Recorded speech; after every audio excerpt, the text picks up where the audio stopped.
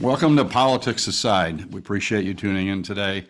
As you know, we've put together Politics Aside as an opportunity for me to introduce some of my friends that I really believe have helped change the world and are continuing to do so.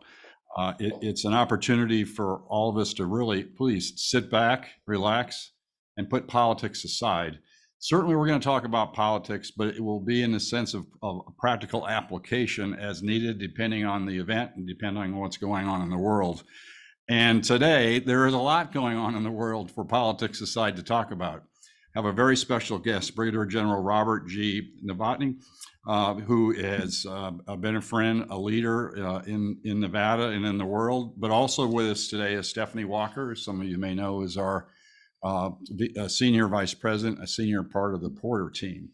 But first, General, I have to read all the great things that you've done. Recently retired and started your own business, Sky Racer Consulting. But before that, giving you the credentials, General Officer, career fighter pilot, combat commander around the globe, your final assignment. One of the greatest things is certainly the Thunderbirds at Nellis, but you were the commander of the 57th Wing at Nellis Air Force Base, close to 5,000 employees and staff. You've managed 36 squadrons, 12 installations, and again, we could go on and on and on, but in fairness to the folks who would like to hear some of your ideas and some of your thoughts, we'll save more of that for later. But I guess current events. We're going to talk about some current events. Also want to talk about modernization of Department of Defense. Talk about some of your ideas and suggestions on training, communication, and what's happening around the world. Because hearts and minds of folks that are listening is the homeland security, national security, and we could talk about Ukraine. We can talk about China. We can talk about what's happening around the world, but I really like to start by talking about what was merely a weather balloon. And, today in Capitol Hill, the House of Representatives passed a resolution, pretty historic, 419-0. I don't know that that's happened in a long time, condemning China.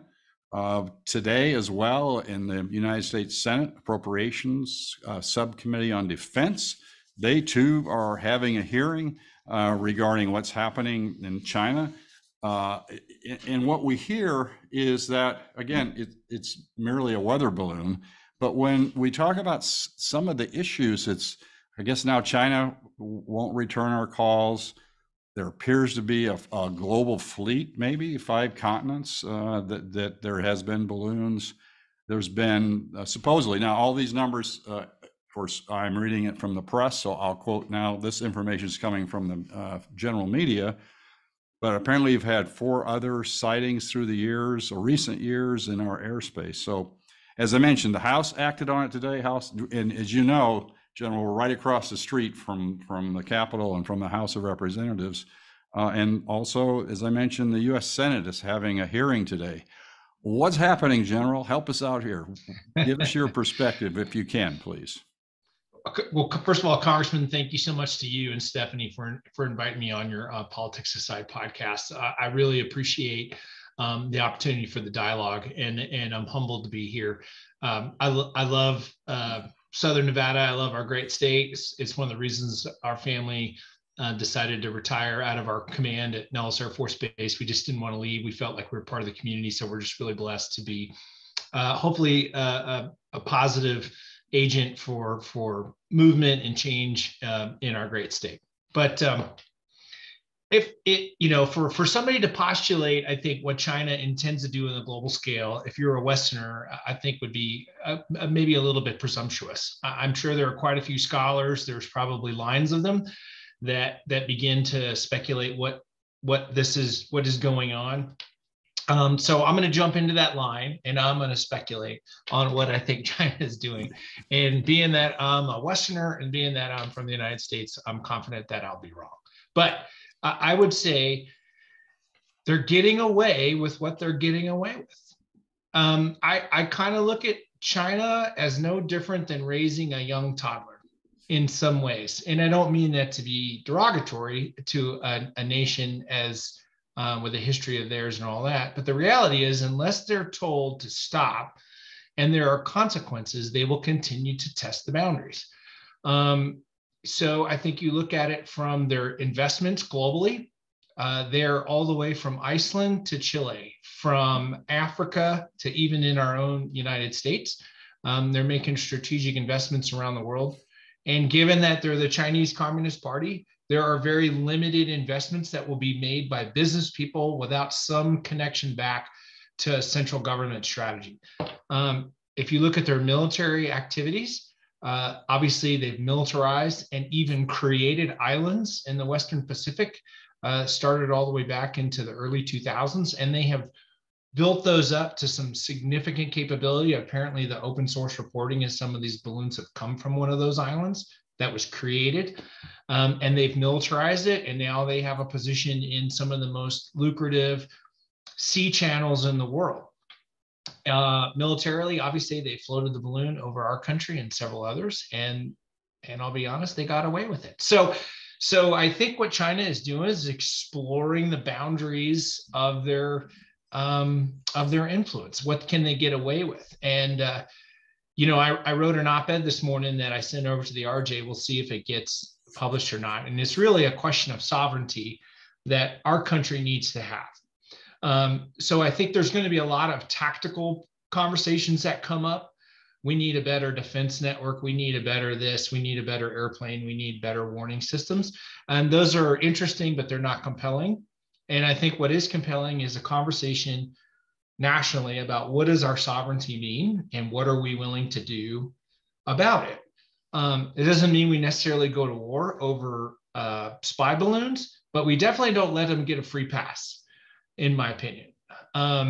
So I think this is a broader conversation. It definitely needs to be at the strategic level with our elected officials, where we're going to say, how much are we going to let them push us on their exploration of their boundaries? And when do we stop and put our foot down and say, hey, that's gone too far? We just need to I think we need to have that conversation.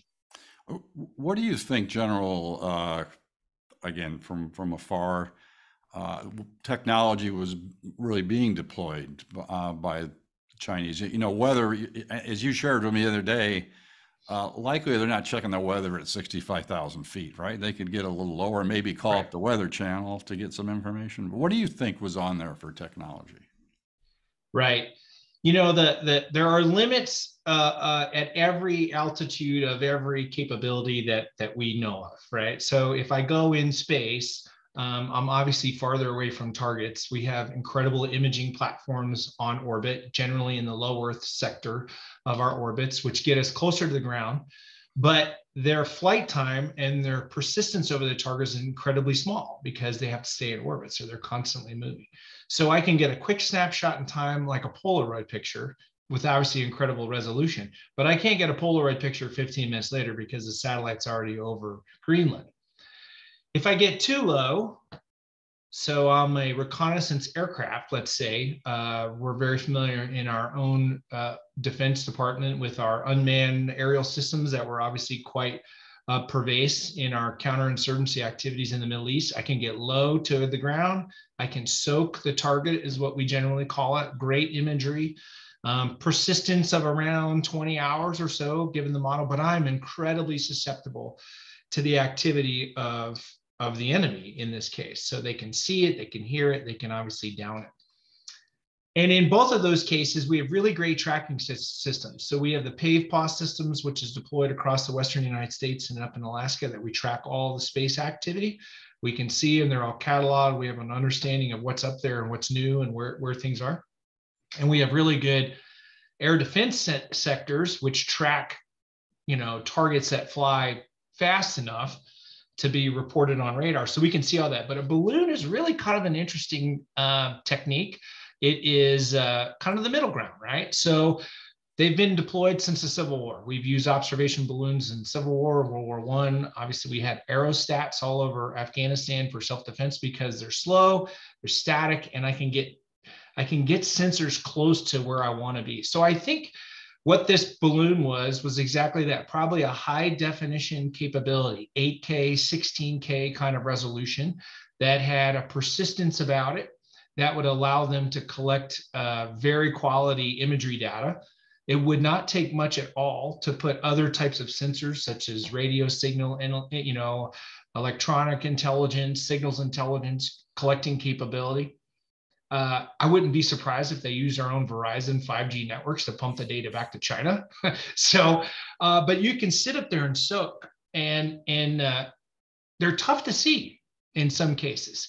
They tend to be a little bit slower. They tend to be a little bit trickier for us to detect. We build our systems for, generally speaking, fast-moving objects like cruise missiles and enemy fighter aircraft, ballistic missiles coming in from maybe on the other side of the planet.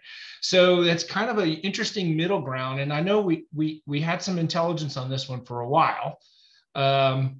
So I'm confident that the Defense Department probably took some steps to mitigate some of the collection that was going on, so to prevent some of the loss. But the reality is it was up there for a long time, and I'm confident it collected some good intelligence. Steph, do you have a couple of questions as well? I do. So coming from a space I'm not quite, I'm not a congressman or brigadier general. So I wonder, there's been speculation in the media on how many, there's been different stories too, on how many of these types of balloons have flown over the United States in the past. And I'm wondering, from your opinion, if the sort of reaction and the media and the congressional hearings is related to the fact that citizens of America saw the balloon for once. Maybe there was other balloons, or is this really more of an isolated incident and we saw it because it's the only one that there's really been? What do you think is probably the truth? Yeah, I think our elected officials are appropriately responding to their constituents, in the sense that this kind of gripped the nation for a while. I think Republican, Democrat, Independent were all probably asking questions like, why are we allowing a Chinese balloon, which I think most people know was not a weather collection device. I mean, I think, not every, I'm confident some people hit the I believe button, but the rest of us are like, that's not how China's going to work. So I imagine our legislature, and it sounds like the votes are obviously overwhelmingly in the direction of, we need to do something about this.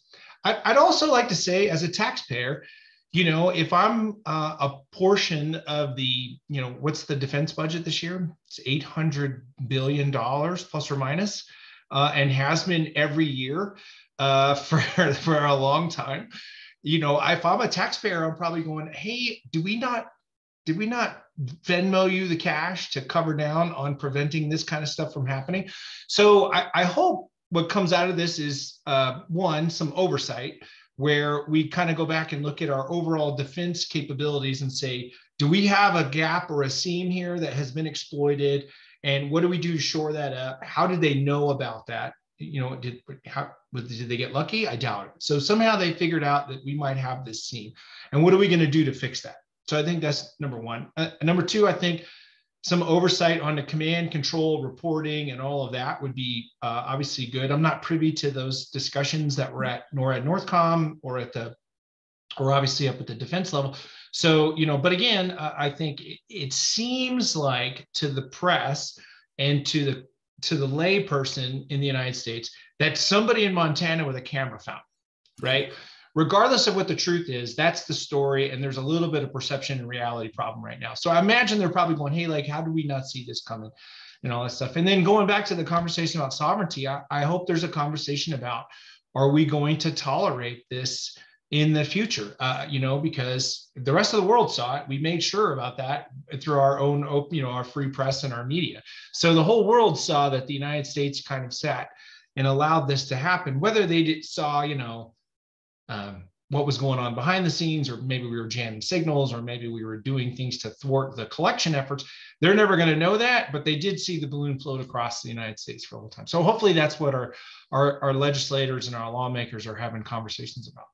So what if you were the pilot that shot down the balloon? Talk about what it's like to be that pilot and what they were facing at that altitude with our equipment. Right. It's at the tactical level, it's a tricky little activity to do. So it's interesting if you're following the news. The F-22 Raptor, a group of them assigned out of Langley Air Force Base in Southern Virginia, just outside of Hampton, were dispatched to go and deal with the balloon. They took off using call signs. Frank and Luke was their call signs. I'm glad you brought that up, homage. General, because you Yeah, mentioned that to right. me. This is important. Please. That's great. As homage to Lieutenant Frank Luke, who was known as the Arizona Balloon Buster in World War I.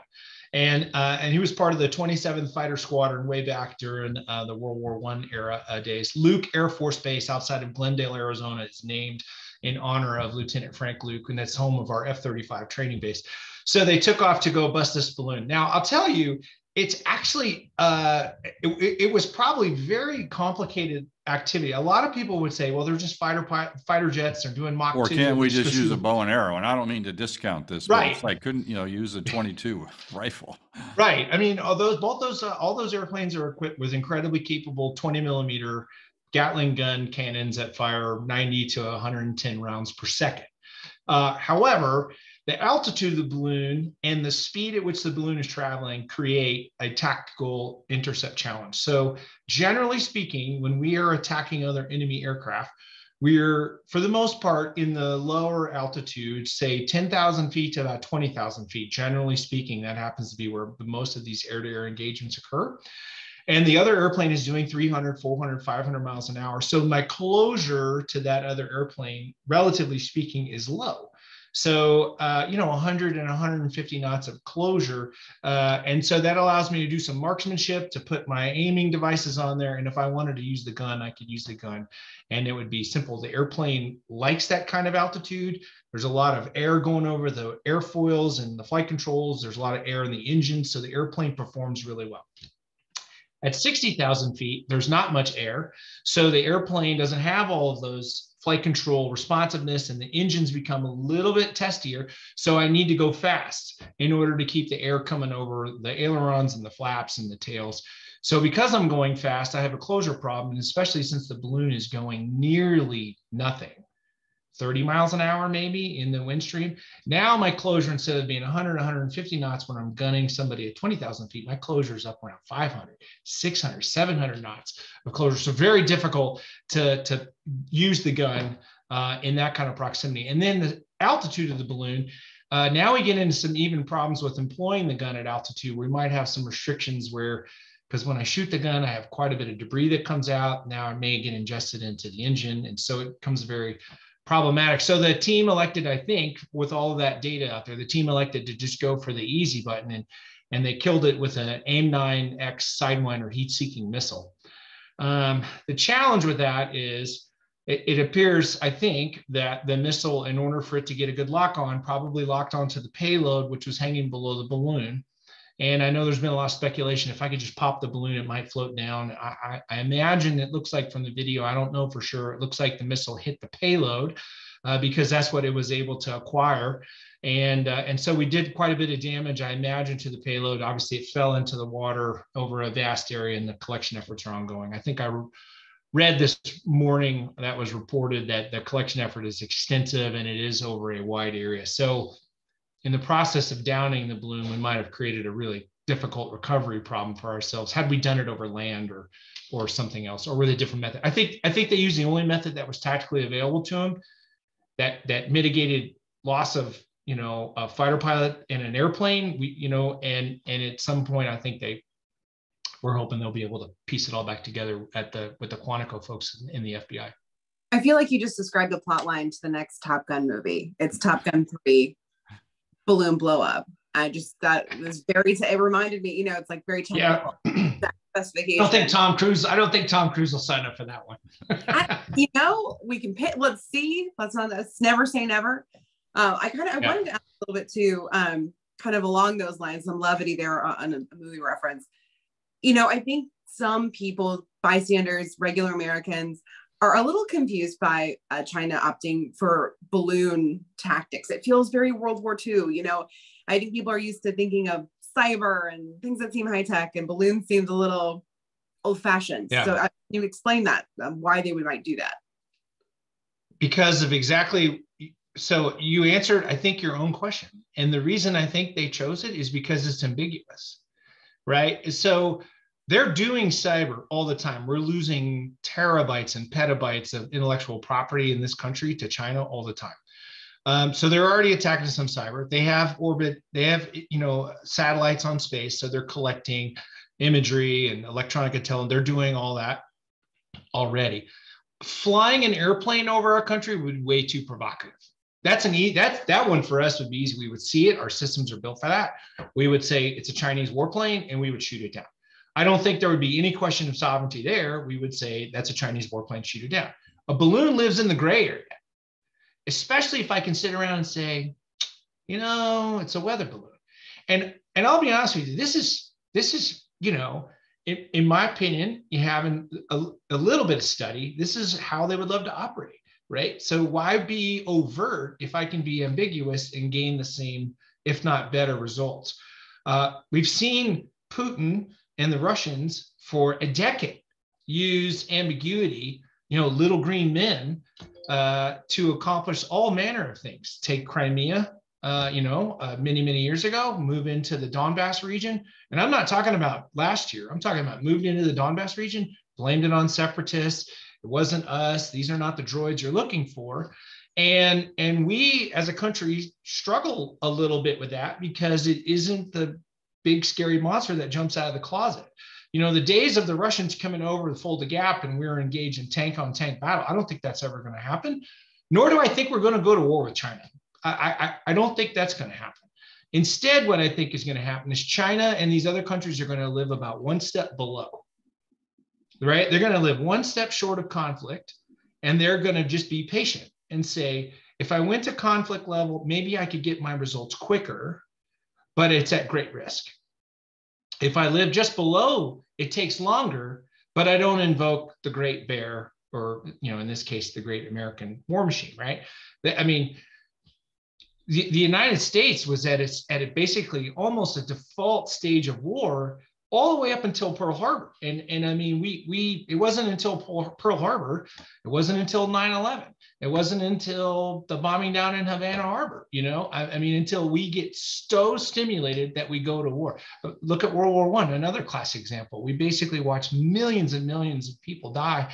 And it wasn't until late 1917 we decided to get involved. So we're slow to act, but when we do, we're serious. So if I can stay at a level that prevents America from acting, I might be able to get what I want anyway. That's why I think the islands in the Western Pacific, movement into Africa, movement in South America. There's apparently a research facility that China has completely funded in Iceland. So they've got a foothold in the Arctic. You know what I mean? And so if I can just stay right below direct conflict, I might still be able to get what I want. Well, in general, plus they invest in real estate near our bases, right, around the world, and even here, in the States, they invest in infrastructure. And I'm not going to put you on the spot and ask you what you would have done on the balloon issue, but you touched upon some of the politics. And when I say politics aside, we still talk about it and what it means in the context of the world. How far can we or should we allow this to continue with their pushing the envelope, pushing the balloon? How long should we take that? Well, I think that's the great debate that we need to have at the national level, Congressman. I think we need to sit around and say, what is our sovereignty worth? I think we also need to be cognizant that everybody else is watching, right? So, people, think back to our elementary or middle school days. If we saw little Johnny in the corner getting away with shooting spitballs at Sally, and the teacher didn't do anything, then everybody else started shooting spitballs. And I don't mean to boil international politics down to middle school behavior, but I'd be honest with you, I don't think it's much different. So we need to have a decision and say, hey, are we ever going to let this happen again? We can come out with a demarche, or we can come out and sanction them and stuff like that. But the next balloon we see will be a real test for this country. Do we shoot it down instantaneously and we go, okay, that's what's going to happen. We're not going to let you fly these over our country again. That might be a great signal to send. Or do we say, hey, it's really no big deal. We're able to button up all the classified stuff, let the thing float by. We're going to show great restraint. You're not going to get our feathers up. I don't like that option. So, I'm an option that everybody's watching. And so I think we can stand our ground as a sovereign nation. Listen, we went to war in 1991 because Iraq invaded Kuwait, and we didn't like the violation of the standard sovereignty rules that have been in place since like 1648, the Peace of Westphalia. The president of the United States just 2 nights ago got on TV and said, we stand for sovereignty, essentially. He goes, should we stand for sovereignty, when he was talking about Russia invading the Ukraine? And I think we should. And I think we should stand for our own sovereignty. So we need to have a discussion at the highest levels in our government. And I think we ought to war game these things and say, if another one of these balloons comes across us or a friend's country, Canada, what are we going to do about that? And I'm also like you. I'm cautious in being critical of decisions made, especially on Monday morning, and not being privy to all this information that is all the information that's coming into the Defense Department and to the White House. But as we, as a young man growing up with the Cuban Missile Crisis, I remember, of course, technology, media, transparency, it's a whole different thing. But of course, we, as a young man, we were, of course, very concerned at that point. But where I'm going with this is in an area that I know that you're deeply aware of, and that is the modernization of our military, our defense. How are we, and what should we be doing? The multiple administrations now getting more engaged in some of the politics of defense, and questions about trust of whether it's the FBI, CIA, or Defense, Air Force, or even lack of trust for corporate America. But talk about, if you could, your experience and what your thoughts on modernization of military in 2023. We have, without a doubt, the world's greatest military that's ever been created. Technologically, intellectually, character-based leadership, all volunteers. So in the history of the human events, without a doubt, we have the best. Now, the minute we sit down, pat ourselves on the back, somebody's who's gonna grind it out and work harder than us is gonna all of a sudden show up one day and have a thing, and we might find ourselves at a disadvantage. Okay, that said, I think there's a balance. I think, Rob Novotny's personal opinion, we have an unbelievably great military. There are things that we definitely should continue to work on and modernize to stay pace with what we believe the adversary is doing, networking all of our sensors together, networking all of our weapon systems together, being able to reach out and touch targets from farther away, continuing to work on accuracy so that we decrease the loss of civilian lives. I think we're probably one of the best countries in the history of warfare to ever emphasize that. So all of those things, speed of intelligence, speed of decision-making, all those things, those are all things that we're currently working on modernizing right now across the majority of the services. However, whenever something goes bad in the military's answer is we need more money. So I think if I were in charge for a day, I would definitely invite a lot more oversight on the business practices of the Defense Department. Okay, so I don't think there is theft and fraud. I'm sure there is at some lower levels, at some smaller levels, but nobody in the military is a business person. And here's the reality for all the listeners, right? You could be a mediocre commander and completely mismanage your budget in FY22. And in FY23, you'll get more money. So, in a small business world, that's unheard of. It's unfathomable. So how do we fix this? We just had another DoD audit in November, and they failed it for the 5th time. Now that's, when we can have discussions about that. But I think proper congressional oversight with like, where's the money going? What are we getting for the dollar being spent? How many people do we need in the Defense Department? And may I add something to that, General? Yeah. But I think it's germane. So as a public servant, you were, and I was, but elected officials, as soon as they cut a budget, I don't care what it is. And there may be 100 of these same programs, but you cut one program, again, whether it's education or defense or children, your millions of dollars are spent saying that Congressman so-and-so or Senator cut the military and budget, and it's jeopardizing families and kids. So that's part of it, right? Don't you run into that with absolutely, from the Congressman. Hill, you know?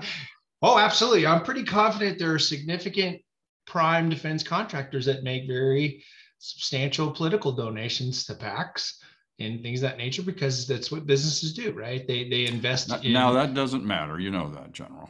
I know. But the reality is nobody's going to get elected for Congress that says I'm going to slash the defense budget. It is a headline. I mean, it absolutely is. It's used, but Right. I'm not. By the way, I'm not disagreeing because I've seen it. But and I'm sorry I interrupted your train of thought. But like, what areas would you suggest? Right, and so I'm not advocating necessarily slashing defense budget. What I'm advocating for is being more efficient with the money that is being spent. Right, so I think the Defense Department gets a significant amount of money, but they spend a lot of money on overhead. We spend a lot of money on infrastructure and facilities that are money pits, right? So we've got to get our legislators together. We got to have conversations about streamlining infrastructure, streamlining overhead. We have office space. So the Pentagon is the largest office building in the world, and we have multiple office spaces outside of the Pentagon, Crystal City, Arlington, you know, where we have to put overflow offices, right? And we're relatively at peace right now. I mean, we're not in Afghanistan anymore. So we have this massive, we have 500,000 contractors that work for the Defense Department was the last count. So we're spending a lot of money, and I just think we could do a better job of that if we had some business rules that came in, if we had a little more oversight. I'm also not, it's not all the Defense Department's fault. I think 2-year money is better than 1-year money so that we can make smart contracts and we can build out. 3-year money would be even better. So we know that the way the money is appropriated, it comes down in the defense, in the budget. This year, the budget didn't really flow till January, which meant after the holidays, money really probably didn't flow until, mid-January. And so now they have a 12-month budget that they need to spend in 8.5 months. We had a CR for the most part. We consistently have, those are difficult business operating rules for the organization to be efficient and effective in, because I think we need to have that conversation with the senior leadership of our legislators in our Defense Department. And that conversation exists, but it just doesn't seem like anything's going in the right direction. I would say there are some spending practices that need to be improved, some smart business oversight, some smart business auditing. And I think you put a little bit of pressure on the Defense Department. When I was a general officer, I'll tell you, I had a very large staff. So it's just what it is. I was a general officer at one point on the staff, and there were 2 of us, and we had 3 secretaries. So we had a union challenge. We couldn't thin that out. We didn't need 3 secretaries. We needed 1, but we had 3. So we've got some rules in place that we got to negotiate. I'm a small business owner. I have 0 staff. Let's talk about that. Right? Right. So there's no way I'm spending that money yet. Although I could tell you, if you see my calendar, it's a hot mess. And so I could really use some help with that, but I'm not willing to put that money out there to do that. So I'm just going to have to stay up late on Sunday to make sure my calendar's all sorted. So there's a lot of convenience that comes with the Defense Department. There's a lot of people that, we could give a little appetite suppressant to. And I think with all of those things in place, I think we'd be able to get more firepower for less money. Steph, you saw this. Don't tell the Defense Department I said that, by the way. Don't tell them I said that. You've seen all this firsthand on Capitol Hill. What are your thoughts, Steph? Yeah, so it's interesting because I worked on the appropriations on the committee, worked for a member on the committee for a long time. And the defense appropriations in particular and the NDAA process is pretty overwhelming, I would say, for congressional staffers in a general sense. Those who are more deeply involved in HASC, maybe the committee, the House Armed Services is that phrase, for those who don't know, those more deeply involved in the committee have a bit more of an understanding, but it's really its own world. And, I don't think, and I'm really editorializing now, I don't think that a lot of staff feel empowered to question budgetary decision making when it comes to, you've got officials coming in from the Pentagon, and they're saying, hey, this is what we need. And all these staffers and their bosses want to do is make sure the military has what they need. So it's not, I think it's right now, it's Right. challenging to have these kinds of conversations, because the last thing, a lot of staffers on the Hill are quite young. And the last thing they'd want to do is, General Novotny comes in and says, hey, I need this. They'd be like, do you? I think that's a tough dynamic. Right. So. But that's civilian control of the military. I got an interesting data point here. So the National Defense Authorization Act that just came out at the end of the last year, 4,000 something pages, 4,400 pages. The first one that came out was 1 page long, and that was like in the 1970s. And during the Reagan era, when we were spending arguably one of the largest defense increases in a while, I don't even think the NDAA got over 100 pages. So here we are now, fast forward 25, 30, 40 years, and now the table of contents alone is bigger than the NDAA for like the last 30 years. So I need to be careful on what I mean by oversight, because some of our legislators will say, well, there's oversight is in the NDAA, and how much more do you want? And I would say, no, I think we need like some business practice oversights.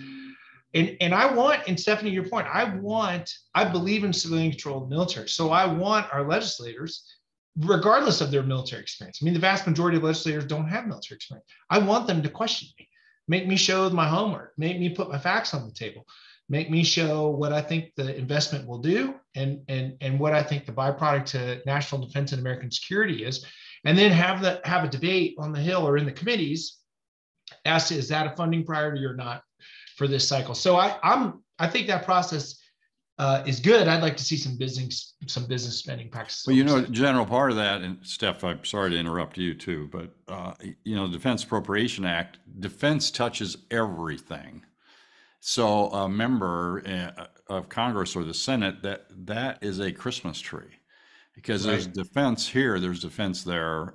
So that it piles on, and there's not really a whole lot of legislation that actually passes.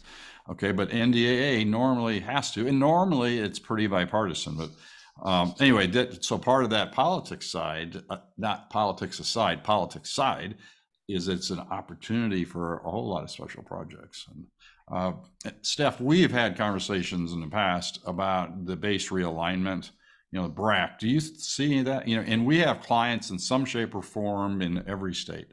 And they are always paying attention, of course, to how important that base is. Or do you sense we'll see some of that in the near future? Realignments? Is that for me, Congressman, or for Steph? Because I was really. I think it's for all of us, because it's like, let's flip this coin. What do we think? Yeah, Steph, what do you think? General, what do you think? Yeah, I mean, I do think so. I think so, because I think that's something that we've been seeing through our work with our clients across the country, are some of these realignments, and some of, because I want us to reach into sort of a discussion on programs for individuals with disabilities on bases that have been interestingly touched by some of these changes. But yeah, I do think so. And I think it's interesting, because when you're talking about budget, you're talking about oversight, it all boils down to this, right? Because you get down to this sort of base level, you get down to these small programs level, and it ends up becoming sort of a penny pinching war down there at the ground. But the budget is so huge, it gets a little confusing about how that's happening. So I don't think I can have anything more intelligent to say to that, but it kind of connects the dots for me on this sort of huge budget, but we have this penny pinching issue down at the sort of gear level of what's happening. Here's my thought on the base realignment and closure process. I think I hope we'll have another round eventually. I mean, the Defense Department is openly in favor of that, and the rationale for that is my metaphor here is we have quite a few installations in the ICU. We have quite a few installations in hospice care, essentially. And so these installations, to get them back to a combat readiness level, to an efficiency level, to I don't want to say a profitability level, but to a point where I can sustain them with the funds I'm given, would take such a massive infusion of capital to get a base back from the dead. So, I mean, we have bases with asbestos and, leaking pipes and all these things, because when the money flows and we're able to reprogram some of it, invariably base money, we call FSRM, right? Facility Sustainment, Renovation, and Modernization money, is one of the accounts that gets robbed all the time. So we tend to gut that thing for weapons. We tend to gut that thing for training. We tend to gut that thing for other activities. It's generally fenced. It's got some boundaries, obviously, from our legislator in the rules, but we get into that account and we take a lot of risk there, which, the old joke, 30 years ago when I joined the military was the Air Force had the best bases. We would build the officers club first, we would build the golf course first, and then we'd build these beautiful facilities for our airmen. And then we'd go to Congress and say, oh my God, we forgot to build the runway with. And then we would say, oh, okay, here's more money, built a runway. And so the Army and the Marine and the Navy would always give us grief because we had these fantastic bases. The Navy over there was like, we're building ships first. And then they run out of money and they go, we need money for a base. And they're like, no, you only get money. So, well, we've really kind of flipped the script on that. As a two-time base leader, I have watched our infrastructure just die the death of 1,000 cuts. And so how do we fix that? We either have to have a spike in funding, which I'm not sure that's going to work because we're really kind of throwing good money after bad, because some of these things will just never get back online. Or we have to just basically take some of these installations out of hospice and go shoot them. And close them down and clean them up and turn them over to the private sector, and maybe they can repurpose them. And which a lot of these, former BRAC bases have turned into really good civilian use areas. And Steph, you started to touch upon individual disabilities. Can you share? I'll ask some of your questions as well, please.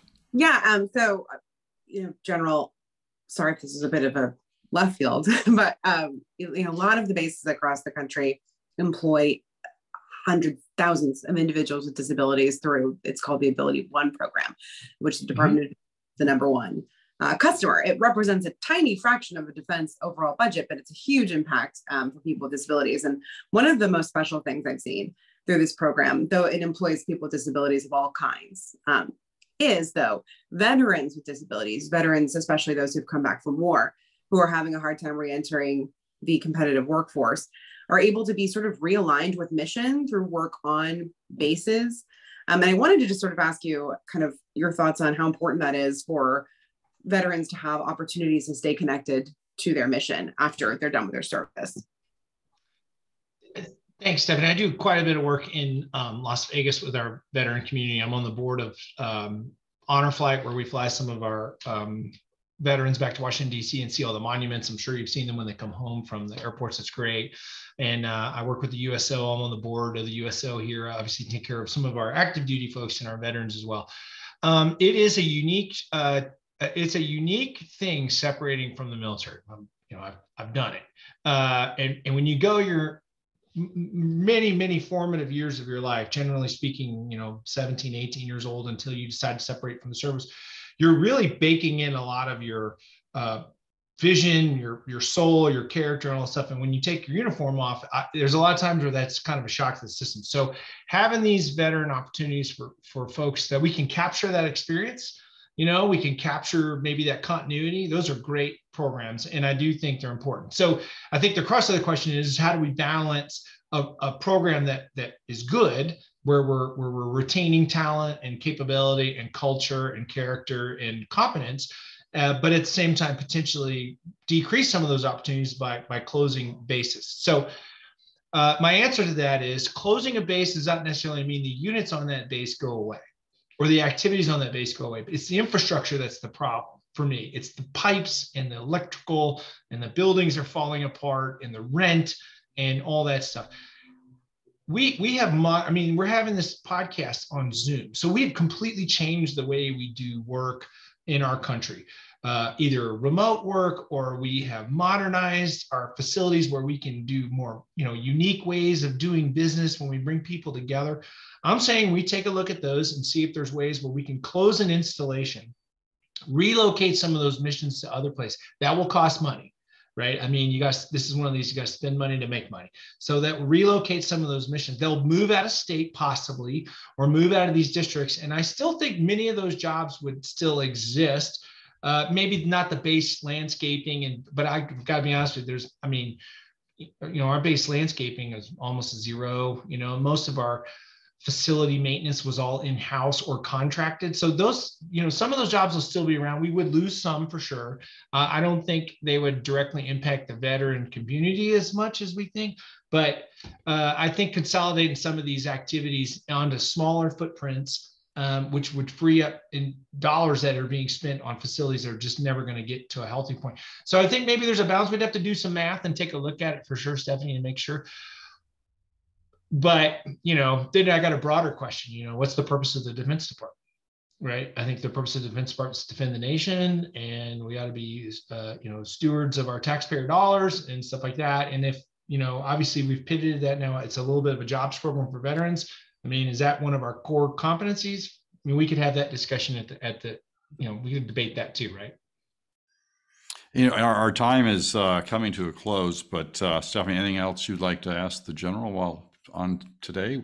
I'm looking forward to continuing this conversation later, but if there's anything you'd like to ask, Stephanie. Yeah, well, I'll call you so we can pitch our Top Gun 3 storyline when the time is right. General, I'm just happy to understand now that it's not merely a weather balloon. I appreciate your thoughts, insights, and again, so much more to talk about. Love to have you join us again. Brigadier General Robert G. Novotny, thank you for your service. You're a hero to all of us, and we do appreciate you being a part of our program. And we would ask then, as we put politics aside, please join us again in the future. We again just want you to sit back in the audience, relax, and put politics aside. All the best. Please be safe. Take care.